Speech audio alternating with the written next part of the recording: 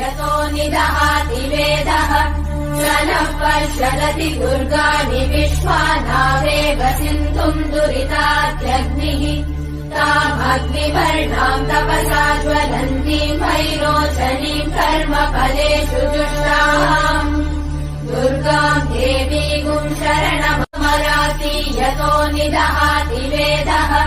स नः पर्षदति दुर्गाणि विश्वानावेव सिन्धुम् दुरितात्यग्निः